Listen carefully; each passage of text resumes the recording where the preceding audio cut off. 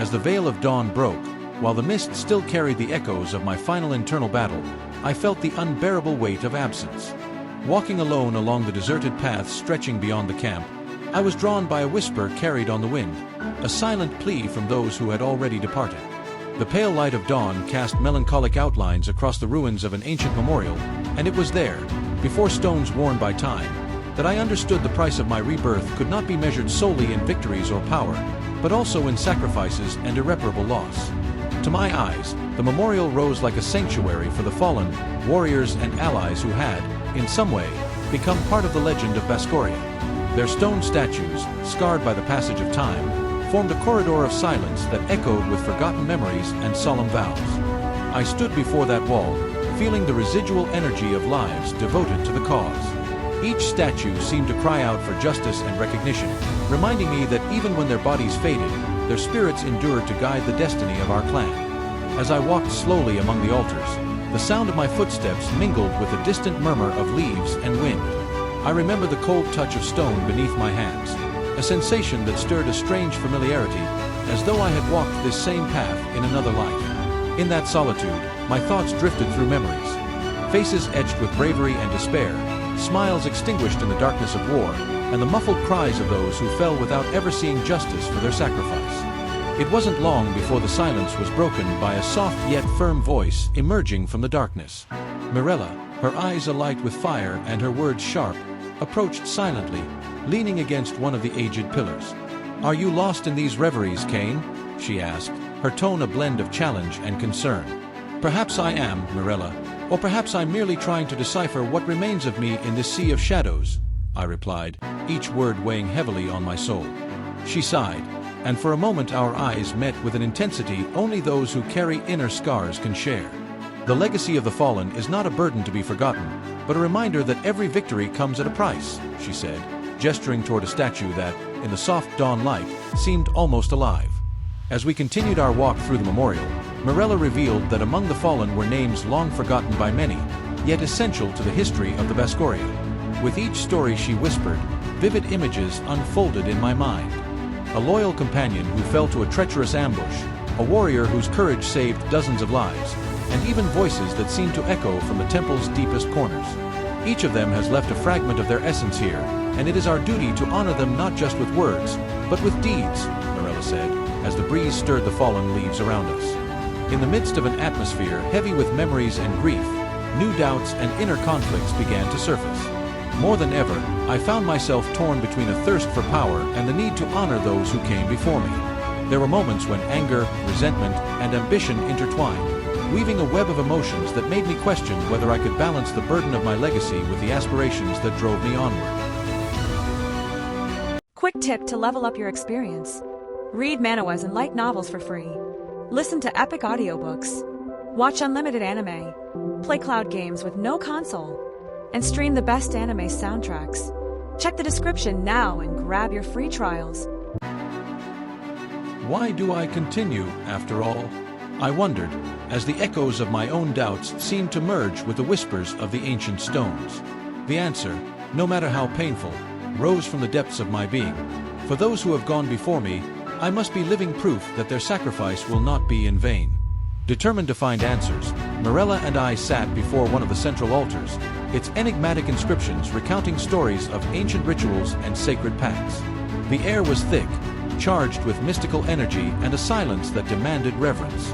"They say the fallen leave behind more than just memory," I whispered, my fingers trembling as they traced the weathered carvings. Mirella tilted her head, her eyes shining with a mixture of curiosity and melancholy. "Some believe they guide us, Kain. Perhaps, at this very moment, their voices are trying to speak to us." The air around us thrummed with an inexplicable energy, as if every stone and every leaf held a story waiting to be told. In that silent exchange, I felt the call of something greater, a portent that past and present were irrevocably intertwined. As morning wore on, new figures emerged in this scene of introspection and sorrow. An old man, his face etched by countless battles, approached slowly, leaning on a gnarled wooden staff. His gaze, fixed on the statues, revealed a wisdom only years and loss could bestow. "I am Alarion, one of the last who still remember the ancient oaths of the Bascoria," he announced in a hoarse yet authoritative voice. Alarion, with his scars and stories of old, became more than a mere observer. He was a guide, someone who knew the secrets and rituals that kept our clan's memory alive. Every stone here bears the blood of our brothers. If you wish to understand the true meaning of our legacy, you must listen to what they have to say, he said, fixing me with a piercing gaze that seemed to see through all my defenses. Alarion led us through stone corridors, where every corner served as a reliquary of painful stories and heroic triumphs. His words, though simple, resonated with the depth of ages long past. The legacy of the fallen is not merely a collection of memories, but the foundation upon which the future of the Bascoria is built, he explained, pointing to an inscription depicting a rite of passage. As I absorbed each word, I felt that the truth lay at the intersection of pain and hope, in the tension between memory and the will to move forward. Amid the tales of glory and sacrifice, a latent conflict stirred within me. I found myself questioning whether the thirst for power and the ambition that had always driven me could coexist with the responsibility to honor those who had fallen. It was a dilemma that consumed me from within, a perpetual battle between the light that guided me and the shadow threatening to swallow me. In the midst of this whirlwind of emotion, the voices of the fallen seemed to call out, urging me to confront not only external enemies but the demons dwelling within my own soul. The tension I'd been carrying reached its peak when, beneath the uncertain light of a rising sun, I sensed a disturbing presence emerge from the depths of the memorial. An ethereal, almost translucent figure materialized before me. Its visage bore the solemn expression of a warrior who had given everything in the name of honor, and its eyes, though spectral, overflowed with profound sorrow.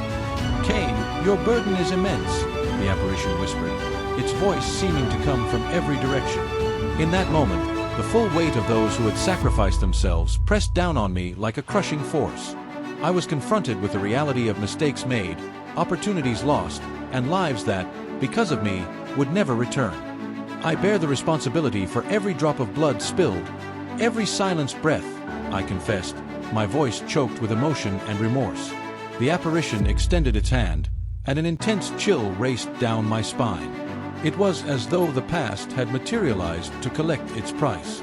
In a whirlwind of emotion, I was submerged by visions, faces of friends, foes, and allies alike, all woven together in a tapestry of light and shadow.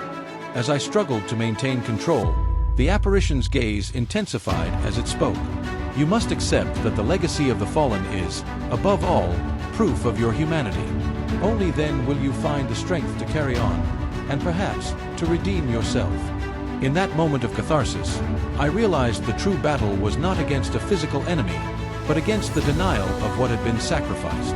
In an act of complete vulnerability, I let my tears fall, allowing the accumulated pain to transform into understanding. The confrontation, then, was not of swords or spells, but of the soul.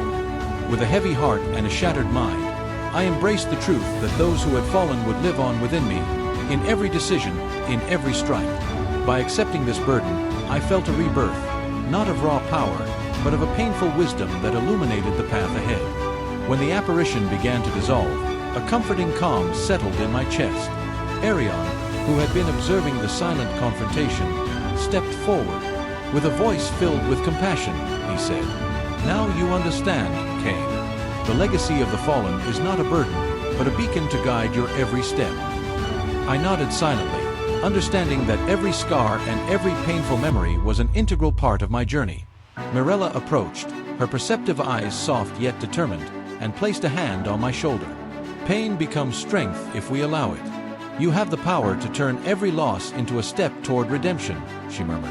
Her words resonated as truth. I realized that the ghosts of the past were no longer my jailers, but my allies. With a heart made lighter yet forever marked, I resolved that there, in that sanctuary of memories, I would make a silent vow. I swear to continue walking the path of the Bascoria, honoring every life that was extinguished and using their sacrifices as fuel to forge a new destiny for our clan. My determination, though tempered by pain, ignited a flame that illuminated the uncertain horizon unfolding before me. As I departed the memorial, the first rays of dawn bathed the ruins in a soft, melancholic light, as if the sun itself sought to caress each stone in reverence to those who had passed. Walking back toward the camp, I felt that a part of me had been forever changed. As the morning winds carried the whispers of ancestral stories, I vowed I would never forget the legacy of the fallen. Every life lost, every tear shed, would become the cornerstone of a new chapter in my story. A story where pain and hope merge to forge a future tempered in the steel of determination and the eternal flame of memory. May the blood shed not be in vain, I declared silently, my voice thick with emotion, as the horizon brightened to herald a new day. And so, with the burden of the fallen etched into my soul, I pressed onward, knowing that each step would honor those who came before me and serve as a promise that, even amid shadows, the light of truth would never be extinguished. Did you enjoy the video? Don't forget to leave a like and subscribe to the channel. This helps us know which stories you love most and which ones we should prioritize in future productions. Your support is essential for us to keep bringing you the best manhwa content every day. See you in the next episode.